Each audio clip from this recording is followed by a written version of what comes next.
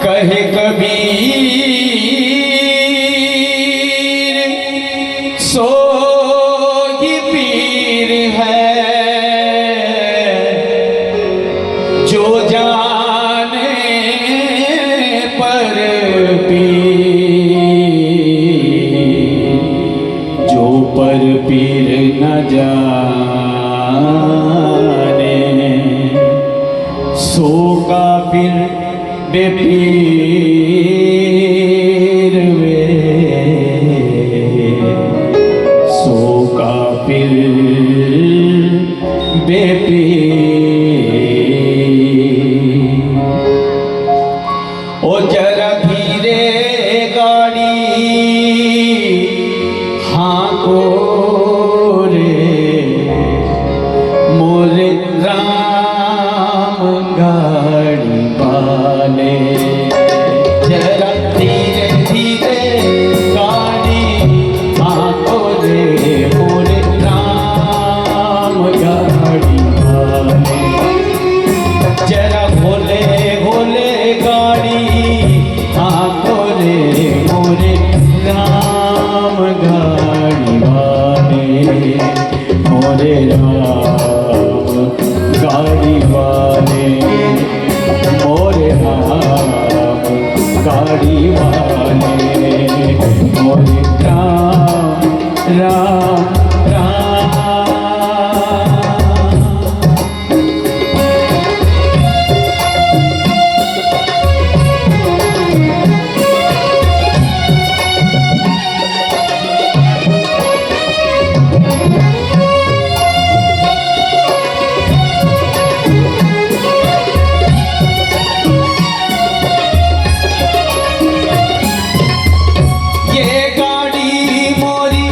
रंग रंगीली ये गाड़ी मोरी रंग रंगीली, पहिए है लाल गुलाल,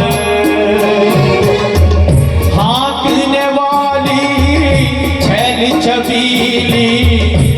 क्योंकि एक गाड़ी के अंदर हम लोग बैठते हैं, चाहे टू व्हीलर रहे फोर व्हीलर रहे, जब हम घर से निकलते हैं इतनी स्पीड दे देते हैं कि पता नहीं लगता जाना कहीं और था, पहुंच कहीं और जाते हैं। फिर आगे से यू टर्न लेके आते हैं, अरे अरे आगे आ गया हूँ, क्योंकि दिल अलग चलता है, दिमाग अलग चलता है। उस गाड़ी में हम लोग बैठे हैं, पर ये जो इतनी सुंदर गाड़ी बनाई है इसके अंदर कौन बैठा है, यही बाबा कबीर का व्यंग है। और सड़क के किनारे स्लोगन लिखा होता है, धीरे चलो कोई आपका इंतजार कर रहा है, नजर हटी दुर्घटना घटी। तो उस गाड़ी के साथ होता है तो इस गाड़ी के साथ भी होता है। तो कैसे होता है, ये गाड़ी मोरी रंग रंगीली, पहिए है लाल गुलाल, हाँकने वाली छैल छबीली, हाँकने वाली छैल छबीली, और बैठने वाले राम भैया धीरे धीरे गाड़ी हाँको रे मोरे राम गाड़ी वाले, ओ जरा भोले भोले गाड़ी हाँको रे मोरे राम गाड़ी वाले।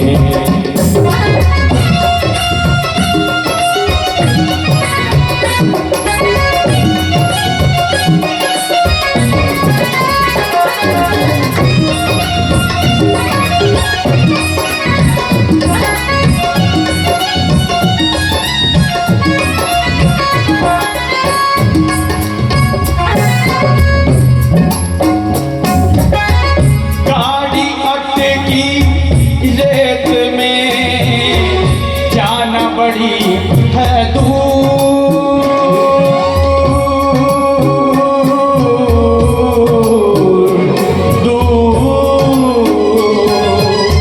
क्योंकि इंसान की एक फितरत है कि जब वो अपने परमात्मा के सामने जाता है, अपने गुरु के पास जाता है, जिसको भी आप भगवान मानते हैं, तो वहां जाके क्या बोलता है, प्रभु पैसे दे दो, बीमारी ठीक कर दो, बच्चे दे दो, शादी करवा दो, ये दुनियावी चीजें मांगता है। तो परमात्मा है, वो कहता है तथास्तु, तू सब कुछ ले। जब सब कुछ मिल जाता है फिर हम क्या कहते हैं, प्रभु धंधे पे जाना है, ऑफिस जाना है, स्कूल जाना है, यहाँ जाना है, बस शाम को आके मिलते हैं। जब शाम आती है इतना थक जाते हैं, नहीं प्रभु सुबह बात करेंगे, तो कल कभी आता ही नहीं है। पर हम भूल जाते हैं दुनिया माया है, वो अपने में खुद महामाया है, क्योंकि क्रिएशन उसी की है। वो अपना नाम खुद ब खुद छुपा लेता है। क्योंकि आज जो है 40 साल से ऊपर उम्र जाती नहीं है, घुटने जवाब दे देते हैं। जब उठते हो मुंह से राम निकलता है, जब बैठते तो मुंह से अपने अपराध निकलता है। हाय देवा, देवा रे देवा। तो अपने आप ही परमात्मा को याद करने लगता है। और अगर सुबह जब आप निकलते हैं गाड़ी लेके और सडन गाड़ी खराब हो जाए या कहीं नाली में फंस जाए, तो मुंह से क्या निकलता है, हाय राम, किसका मुंह देख लिया, तो राम का नाम निकल आया ना। तो इसीलिए कहा कि दुख में सिमरन सब करें, सुख में करे ना कोई, अगर आदत सुख की पड़ जाए तो दुख का ही भोगे। तो पहले याद रखिएगा, ये इस कवियन का सार है, भाव इसके ये। गाड़ी अटकी खेत में, जाना बड़ी है दूर, धर्मी लोग तो पार उतर गए, धर्मी लोग तो पार उतर गए, और पापी चकना चोर भैया धीरे धीरे काटे आंखों ले मोरे राम गाड़ी वाले, जरा बोले बोले गाड़ी आंखों ले मोरे राम गाड़ी वाले।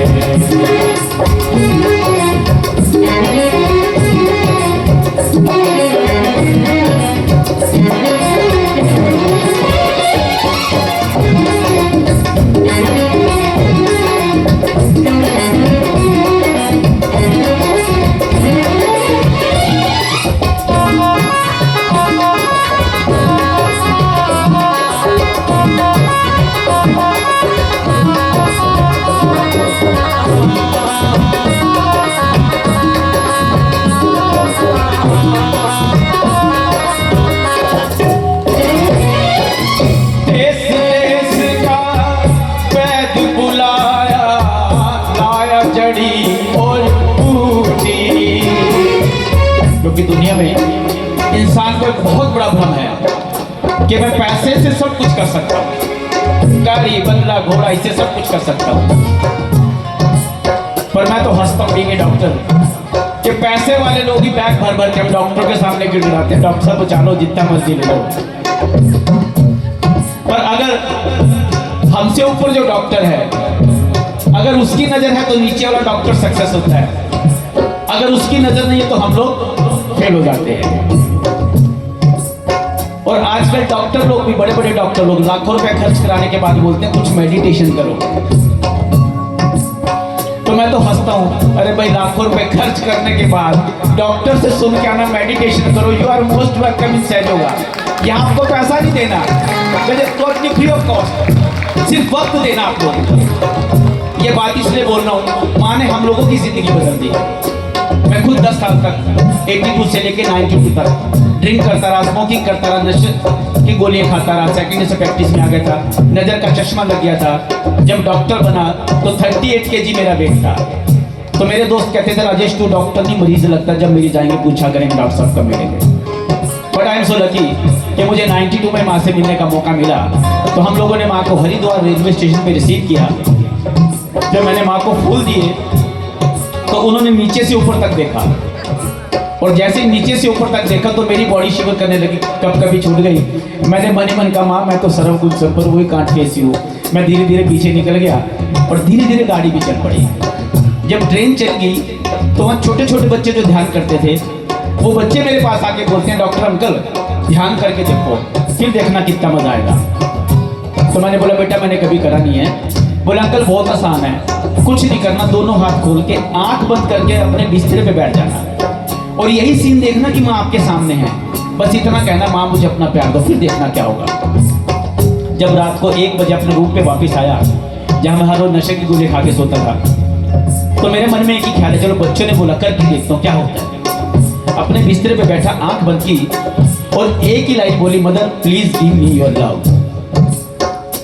और 5 मिनट में ध्यान करते करते कब सो गया मुझे ही नहीं पता लगा। और सुबह जब मेरी नींद खुली, मेरा शरीर इतना हल्का फुल्का था, इतनी एनर्जी मेरे अंदर थी, तो मुझे उस दिन एक एहसास हो गया, ना डॉक्टर की दवा में नशा है, ना दारू में नशा है। अगर नशा कहीं है वो है सिर्फ और सिर्फ परमपिता परमेश्वर में, कि जिस इंसान के ऊपर परमात्मा का नशा चढ़ जाता है उसके सब नशे अपने आप खत्म हो जाते हैं, कहना ही नहीं पड़ता। क्योंकि जो लोग नशा करते हैं वो रात को नशा करके आएंगे, किसी गलत घर में तो नहीं जाते, अपने ही घर में आते हैं। अपने घर में आके अपने बीवी बच्चों को गाली करेंगे, तंग करेंगे, झगड़ा करेंगे, अम्मा बाबू जी के साथ कभी नहीं करेंगे। तो फिर नशा कहाँ है? अगर नशा होता तो किसी गलत घर में घुस जाते। पर एक नेगेटिव एनर्जी उसके अंदर, वो इंसान सुबह उठ के माफी मांगता, नहीं सॉरी बेटा कल से नहीं करूंगा, सॉरी। पर ऐसा दिन आता ही नहीं है। पर मैं हंसता हूं कि अगर इंसान को अपनी नेगेटिव एनर्जी को पॉजिटिव में बदलना आ जाए तो इंसान संत बन जाता है। और जब परमात्मा किसी संत की पॉजिटिव वायर को निकाल के नेगेटिव के साथ जोड़ देता है तो वो शैतान बन जाता है। तो अपने साथ तो पहली रात में ये हुआ कि माँ ने नेगेटिव वायर को निकाल के पॉजिटिव से जोड़ दिया और पूरी कंपनी की प्रोडक्शन पॉजिटिव कर दिया। 35 इयर्स हो गए, एक भी चीज का स्वाद नहीं मालूम है। तो तब से मैं एक ही बात बोलता हूँ कि संगीत से सुकून मिलता है, कि संगीत हमें आत्मिक शांति देता है, कि संगीत से सुकून मिलता है, भक्ति से सुरूर मिलता है, भक्ति नशा दे देती है। कि संगीत से सुकून मिलता है, भक्ति से सुरूर मिलता है। अगर इन दोनों को जोड़ दिया जाए तो एक न एक दिन खुदा जरूर मिलता है, खुदा जरूर मिलता है। तो आज करना क्या, देने वाली भी है, पाने वाले भी हो, तो क्या करना है, इच्छा ही तो करनी है। और इच्छा भी ऐसी है जो सब इच्छाओं से सर्वश्रेष्ठ है कि आज मैं अपने परमात्मा को पाना चाहता हूं। क्योंकि मैं अक्सर बात करता हूं, मुझे बात करना अच्छा लगता है, माँ ने यही सिखाया है। आज देखिए दुनिया में त्राहिमाम चारों तरफ। आज धर्म के नाम पे इतना क्राइम चल रहा है। आप सब लोग पढ़े लिखे लोग हैं, बस थोड़ा सा हल्का वॉल्यूम कि सब लोग पढ़े लिखे लोग हैं। आज अपने दिल पे हाथ रख के एक चीज बताना, क्या हिंदू मुस्लिम सिख ईसाई धर्म है? बहन जी ने तो उंगली ला दी कि ताली बजा दीजिएगा। जानते सब है पर आवाज नहीं आती बाहर, क्योंकि अगर बाहर आवाज आती है तो झगड़े हो जाते हैं। पर यहाँ इस वक्त ऐसी जगह है जहाँ बैठ के बात, मैं भी नीचे आके बात नहीं करता ये वाली, मैं भी यहीं से बात करता हूँ, क्योंकि उस वक्त वो साक्षात मेरे साथ खड़ी है। We know very well. फिर दूसरी बात बोल रहा हूँ, क्या मंदिर में, मस्जिद में, गिरजा में, गुरुद्वारा में परमात्मा मिलता है? क्या बात है, अब तो मैं तारीफ जाता हूँ, बहुत सबने इससे रिझा दिया नहीं। तो फिर कहाँ है परमात्मा? क्या बात है, बहनें हमारी इंटेलिजेंट है, हाथ रख के यहाँ बोल, यहाँ है। तो फिर क्यों दुनिया में झगड़े हैं? पर मैं ये नहीं बोलता कि मंदिर, मस्जिद, गिरजा, गुरुद्वारा नहीं जाना चाहिए, जाना चाहिए, क्योंकि ये वो ऐसी जगह बनी है जहां बैठकर हम लोग आपस में ये विचार विमर्श कर सकते हैं और करना चाहिए कि जिसकी मैं आराधना कर रहा हूँ, जो मेरे आराध्य हैं, वो कैसे होंगे, कब मुझे मिलेंगे। पर विडंबना यह है, जब मंदिर में बड़ी उम्र की हमारी अम्मा लोग जाती हैं, बुजुर्ग लोग जाते हैं, तो वहाँ राजनीति की बातें होती हैं, घर घर की कहानी होती है। जब हमारी बहनें बहुएं बेटी जाती हैं तो दरानी जिठानी होती है। बच्चों के मीटिंग प्लेस बन जाते हैं तो भगवान जी कहते हैं मैं चला यहाँ से, तुम यही धंधा करो। तो मेरे दादाजी एक बात बोलते थे कि 24 घंटे में आपकी जुबान पे सरस्वती विराजती है, जो बोलोगे सब प्रसिद्ध होगा। तो आप लोग में भी मानते होंगे, ऐसा होता है कि जब कुछ बोला वो सच हो जाता है। तो 24 घंटे में एक ही बार होता है वो। पर बीइंग ए सहयोगी, सरस्वती आपकी जुबान पे 24/7 विराजती है, जैसा कहोगे वैसा होता है। तो सोच समझ के बोलना चाहिए इसको। तो फिर मैंने अगली लाइन सीखी कि अगर 24 घंटे में सरस्वती खुश होती है तो 24 घंटे में तो परमात्मा भी खुश हो जाता होगा। अगर आपके परमात्मा खुश हो जाएं, आप राम को मानो, देवी को मानो, जिसको भी आप भगवान कहते हो, वो खुश हो जाएं, आपके सामने आके बैठ जाएं और आपसे ये कह दें मैं आपका भगवान हूं, तो क्या विश्वास कर लोगे? बहन जी के लिए तारे बजा दो, उन्होंने ऐसे ऐसे कर बोलते नहीं है सब ऐसे ऐसे। ये 5 किलो का है, ये 2 ग्राम के हैं। 2 ग्राम वाले को तकलीफ नहीं देते, 5 किलो वालों को तकलीफ देते, बेटा तू ज्यादा वजन उठाता है तो नहीं पहचान पाएंगे। तो कितनी बड़ी विडंबना है, मैं भक्ति भी उसकी कर रहा हूँ, जानता नहीं हूँ। तो माँ ने जानने का तरीका ही सहयोग में दिया कि कैसे आप अपने परमात्मा से बात कर सकते, कैसे उसको पहचान सकते हैं। और यही बाबा कबीर का व्यंग है कि क्या पाने आया था और क्या कर बैठा, कहीं पे मंदिर कहीं पे मस्जिद बना बैठा, कि हमसे तो जात अच्छी है परिंदों की जो कभी झगड़ते नहीं, कभी मंदिर पे जा बैठे कभी मस्जिद पे जा बैठे, और हम उनका नाम लेने की झगड़ा कर रहे हैं। क्योंकि धर्म वो है जो जोड़े, धर्म वो नहीं है जो तोड़े। सो लोग कहते हैं आप आइए हमारे समाज में, तो मैं बोलता हूँ भाई कौन सा समाज है आप लोगों का? अब बनिया लोग बोलते हैं जी अजी मारवाड़ी लोग हैं, ये हमारा समाज है, अठाइए। तो भाई मैंने कहा समाज नहीं है, ये परिवार है। अगर समाज आपको देखना, यू आर वेलकम इन सहयोगा, जहां अमीर भी है गरीब भी है छोटा भी है बड़ा भी है, जब सब जाति के लोग धर्म के लोग सब एक जगह बैठते हैं तो समाज बनता है, वरना एक परिवार बन के रह जाता है। तो देखने तो सहयोग में आइएगा, तो यहाँ सभी का सब सहयोग है। तो ये बाबा कबीर का व्यंग भी है कि सब चीजें धैर्य रह जाएगी, भ्रम खत्म हो जाएंगे। एक ही भ्रम है जो आपकी इच्छा पे निर्भर करता है, आप उस भ्रम से बचना चाहते हैं या नहीं बचना चाहते हैं, वरना भ्रम में जीते जीते पूरी जिंदगी को हम खराब कर बैठते हैं। यही बाबा कबीर का व्यंग है। देश देश का वैद्य बुलाया, लाया जड़ी और बूटी, जड़ी बूटी तेरे काम न आए, जड़ी बूटी तेरे काम न आए, जब राम के घर की डोटी रे भैया धीरे धीरे गाड़े, आंखों ने मोरे राम गाड़ी वाले, जरा होले होले गाड़े, आंखों ने मोरे राम गाड़ी वाले।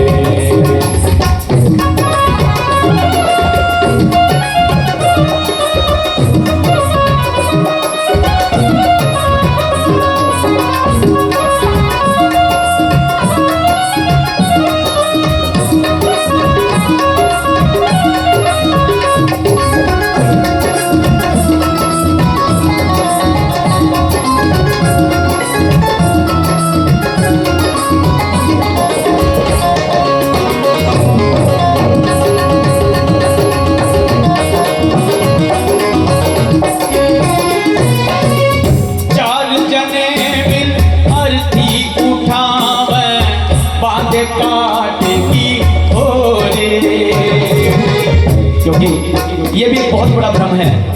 लोग कहते हैं मैं बड़ा स्मार्ट हूँ, मैं बहुत सुंदर हूँ, मेरा बहुत बड़ा परिवार है, मेरे बिना दुनिया नहीं चलती। तो मैं तो हंसता हूँ कि भाई जब हम नहीं थे तब भी दुनिया चल रही थी, आज हैं तब भी दुनिया चल रही है, कल नहीं रहेंगे दुनिया रुकेगी नहीं, बहुत सुंदर चलेगी। पर यह भ्रम है। और यह भ्रम भी क्या है कि जो चीज परमात्मा ने नहीं बनाई ये मैंने बनाई है, मैं सब कुछ उसने बनाया, मेरा मैं ईगो ये हमारी देन है कि इतना सुंदर शरीर है, इतना बड़ा परिवार है, और इसमें से एक छोटी सी चीज, शब्द छोटा पर है बहुत बड़ा, जिसको हम आत्मा बोलते हैं, जो परमात्मा का प्रतिबिंब है हम सबके अंदर है। जब आत्मा शरीर को छोड़ती है तो सुंदरता खत्म हो जाती है, चाहने वालों की चाहत खत्म हो जाती है, फिर अपने ही घर के बोलते चलो चलो ले चलो बहुत देर हो गया, तो कोई रखने को तैयार नहीं होता, तो क्या पाने के लिए दुनिया में आए हो। फिर क्वेश्चन मार्क लग गया, भाई मैं करने क्या आया हूँ, ना कुछ लेके आया था ना कुछ लेके जा रहा हूँ, फिर भी हाय तौबा में जी रहा हूँ। और फिर हम क्या करते हैं, मैंने जिंदगी भर बच्चों के लिए ये कर दिया, खा के नहीं देखा, पा के नहीं देखा। भैया किसने बोला आपको मत खाओ मत पाओ? ये तो आपकी सोच है ना कि नहीं मेरे आने वाले बच्चों का ठीक हो जाए, मेरे उसके बच्चों का ठीक हो जाए, इन सब का ठीक करते करते अपना खराब कर बैठता हूँ। और इसकी कितनी अहमियत है, क्योंकि जिसको मोक्ष धाम बोलते हैं वहाँ बहुत सुंदर सुंदर स्लोगन लिखे होते हैं। तो मेरे यहाँ भी एक बहुत सुंदर सा स्लोगन लिखा हुआ था, मेरी नजर उस पर पड़ी तो मेरे अंदर ही उतर गया। तो वहाँ लिखा हुआ था कि आखिर तो मंजिल तेरी यही थी। हम सब क्या कहते हैं, बस यही घर है। कि आखिर तो मंजिल तेरी यही थी, बहुत देर कर दी आते आते, और क्या पाया तूने आकर दुनिया में, अपने ही फूक गए जाते जाते। तो कितनी देर का खेल है ये 5 मिनट का खेल भी नहीं है। तो हम लोग कहाँ जी रहे हैं, किस दुनिया में जी रहे हैं, इससे बाहर आना है, ऊपर उठना है और इस सत्य को जानना है कि मैं क्यों इंसान बन के धरती पे आया हूं, गधा बैल उल्लू बन के क्यों नहीं आया। कुछ तो बात है कि आपको इंसान, हमें इंसान बनाया, वो भी तो कुछ चाहता है। तो मुझे उसकी चाहत को समझना है और अपनी प्यास को मिटाना है, ये इस व्यंग का भाव है। चार जने मिल आरती उठावे, बांध काट की गोरे, ले जाके मरघट धर दीनी, ले जाके मरघट धर दीनी, यूं फूक धीरे जैसे भोले रे भैया, धीरे धीरे गाड़े आंखों रे मोरे राम गाड़ी वाले, ओ जरा होले होले गाड़े आंखों रे मोरे राम गाड़ी वाले।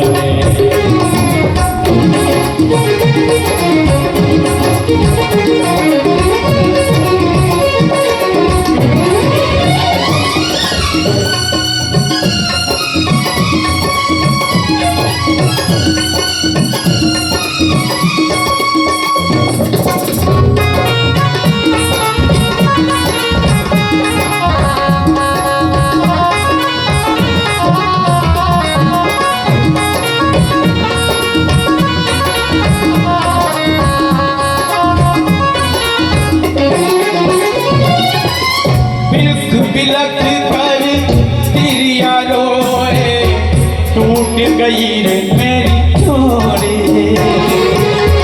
क्योंकि दुनिया में जो सबसे बड़ा तकलीफ का कारण है एक ही है, मेरा बेटा, मेरा घर वाला, मेरी घरवाली, मेरा ये, मेरा मेरा मेरा। बाबा नानक स्कूल पढ़ने गए, 13 तक की गिनती सीखी, उसके बाद पढ़ना छोड़ दिया। वो कहते थे 13 13 13, और हम कहते हैं, और ये मेरा मेरा ही तकलीफ दे रहा है। और जब परमात्मा यहाँ फंदा टाइट करता है, चारों तरफ से हार जाते हैं, फिर क्या कहते हैं, प्रभु आप संभालो, आप ही का है, तेरा ही है। तो भैया पहले 13 13 बोलो ना, क्यों मेरा मेरा बोलते हो। ये मोह और माया ही तकलीफ का कारण है। एक बार एक बहुत सज्जन आदमी जो हर रोज अपने गुरु के पास जाता था, धर्म धर्म की बातें सुनता था, कुछ वक्त के बाद उसने वहां जाना बंद कर दिया। तो बाबा के जो दूसरे शिष्य थे उनको ध्यान आया, भाई आजकल वो फलाना नहीं आता। उन्होंने बाबा से कहा, बाबा ने कहा ठीक है उसको बुला के लाओ। तो कुछ चेले गए घर पे, उसको बुला के लाए। चेला वहां आया, हाथ जोड़ के बोला, कहिए बाबा आपने मुझे याद किया। तो बाबा बोले, बेटा पहले तो बहुत आता था, आजकल नहीं आता, कहाँ रहता है। तो चेला हाथ जोड़ के बोला, बाबा अब मेरी हो गई है शादी, अब मेरे पास वक्त ही नहीं बचता। बोले ऐसा क्या हो गया। बोले बाबा जब तक मैं घर नहीं जाता, मेरी बीवी मेरे बिना खाना नहीं खाती, जब तक मैं घर नहीं जाता मेरी अम्मा को चैन नहीं मिलता, मेरे बाबा घर से बाहर बैठ के इंतजार करते, मुझे पेट भरने के लिए भी कुछ चाहिए, तो बताओ मैं क्या करूं, धर्म कर्म करूं या इन सबको देखूं। तो बाबा समझ के बेटा माया में उलझ गया। बोले अच्छा इतना प्यार करते हैं तेरे से, तेरे बिना नहीं रह सकते। जल्दी दिया। बोले हाँ बाबा मुझे बहुत प्यार करते हैं। तो बाबा ने कहा ठीक है बेटा, एक गिलास में पानी लेके आ। बाबा ने पानी मंगाया, मंत्रों से एक्टिवेट किया, वाइब्रेट किया, और बाबा ने कहा बेटा इस पानी को घर ले जा, घर जाके पी लेना, पी के लेट जाना, तुझे सब कुछ दिखाई देगा, सब कुछ सुनाई देगा, पर देखने वाले नहीं समझ पाएंगे, वो यही सोचेंगे तो दुनिया से चला गया। चेले ने पानी लिया, पी के लेट गया घर आके। 5 मिनट के बाद जब उसकी बीवी ने उसको हिलाया तो उसको लगा राम नाम सत्य हो गया। तो उसका all India radio station start हो गया। मैं तो लुट गई, मेरी उम्र तुझे लग जाती, मैं पहले चली जाती। अम्मा को आ जाए, अम्मा अलग से कहे बेटा मैंने तो दुनिया देख ली, मैं पहले चली जाती। बाबा अलग से बोले जब मोहल्ले वालों को आवाज आई, भाई अभी तो अच्छा भला माहौल था, ऐसे चीखना चिल्लाना किस बात पे चल रहा है। जब आके देखा, रे यार ये तो बड़ा संत आदमी था, अचानक इसको क्या हो गया। कुछ लोग भागे और उसके गुरु के पास गए कि बाबा आपका चेला दुनिया से चला गया। अब बाबा की माया थी, बाबा भी बिना खड़ा डाले भागे। जैसे घर में पहला कदम रखा तो उसकी बीवी बोल रही थी मेरी उम्र तुझे लग जाती। उसकी अम्मा कह रही, उसके बाबा कह रहे हैं। बाबा ने सबका सुना, सबका सुनने के बाद बाबा ने कहा अच्छा तुम इतना चाहते हो उसको, इसके बिना नहीं रह सकते। सबने हाथ जोड़े, बाबा हम इसके बिना नहीं रह सकते। बाबा ने कहा ठीक है बेटा एक गिलास पानी लेके आओ। फिर पानी मंगाया, मंत्रों से एक्टिवेट किया, वाइब्रेट किया और बाबा ने सबसे बड़ी विकट परिस्थिति में उन सबको डाल दिया। बाबा बोले देखो जो इस पानी को पिएगा वो दुनिया से चला जाएगा और ये जीवित हो जाएगा। अब क्या तो सब रो रहे थे, तो रोना तो सब लोग भूल गए। तो बाबा ने सबसे पहला एक्सपेरिमेंट उसकी बीवी पे कर डाला, बेटी तुम तो कह रही थी मैं पहले चली जाती। तो बोलते बाबा क्यों पागलों वाली बातें करते हो, मेरी उम्र ही क्या, मैंने देखा ही क्या। अभी हाथ खड़े कर दिए। बाबा ने उसकी अम्मा को बोला माई तू पानी पी ले। बोले बाबा आप तो पगला गए हो, आपको नजर नहीं आ रहा मेरे घर में 4 बच्चे हो रहे, उनके भी काज करने मेरे को। उसने भी हाथ खड़े कर दिए। आखिर में जो उनके बाबा घर से बाहर बैठ के इंतजार करते थे कि बेटा आएगा, जब उसको कहा बाबा तू इस पानी को पी ले, तो बाबा बोलते महाराज आप तो ठटिया गए हो, आपको नजर नहीं आ रहा मेरे कंधे पे तो गृहस्थी का बोझ है, मुझे तो गाड़ी बहुत दूर तक लेके जानी है। वो भी हाथ खड़े, किसी ने पानी नहीं दिया। बाबा ने वही पानी अपने चेले के मुंह पे डाला, आवाज दी उठ बेटा। और जैसे ही उठा, उठते बाबा के पांव पकड़ के रोने लगा कि बाबा आज तक मैंने दुनिया को बाह्य आंखों से देखा है, आज आपने मेरी अंतस की आंखें खोल दी कि इतनी बड़ी परीक्षा देने के बाद एक इंसान जागा। यहाँ माँ ने किसी से परीक्षा नहीं ली, एक ही बात बोली बेटा तू इच्छा तो कर, तू अपने परमात्मा को पाना चाहता है, फिर देख क्या होता है। तो आज यही होने वाला है, ये आपकी इच्छा पे निर्भर करता है क्या आप परमात्मा को पाना चाहते हैं। पर दुनिया की स्थिति ये बन गई, अगर एक तरफ साक्षात परमात्मा के बैठ जाएं, दूसरी तरफ सोने का गिन्नी डाल दो, तो इंसान क्या कहता है अरे सोने की गिन्नी उठा लो, इसको तो मैं बाद में भी देखूंगा। तो उसको परमात्मा की जरूरत नहीं है, पर ढूंढ रहा है वो। तो यही जो है बाबा कबीर का व्यंग है कि क्या पाने आए हम लोग, क्या करने आए हम लोग, और कितनी देर की गेम है ये, परमात्मा कितनी देर में गेम को सल्टा देता है। बिलख बिलख कर निरिया रोए, टूट गई रे मेरी जोड़ी, कहे कबीरा सुन रे साधो, कहे कबीरा सुन रे साधो, जिन जोड़ी रे उन तोड़ी रे भैया, धीरे धीरे गाड़े आंखों रे मोरे राम गाड़ी वाले, जरा होले होले और जरा धीरे धीरे, जरा होले होले जरा धीरे धीरे, जरा धीरे धीरे गाड़ी आंखों रे मोरे राम गाड़ी वाले, मोरे राम गाड़ी वाले, मोरे राम गाड़ी वाले, मोरे राम राम राम, मोरे राम राम राम, मोरे सब बोले राम, मोरे राम राम राम, मोरे राम राम राम, मोरे राम मोरे श्याम, मोरे राम राम राम, मोरे राम राम राम, मोरे राम राम राम, मोरे राम राम राम, मोरे राम मोरे राम मोरे राम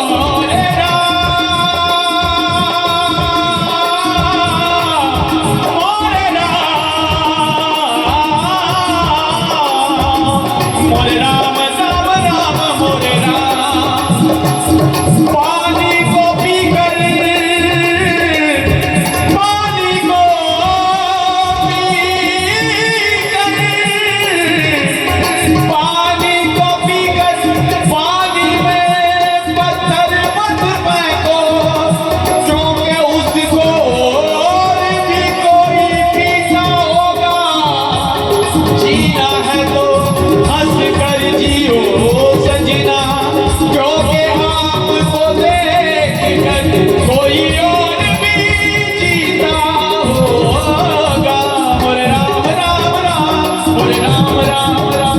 बोले राम राम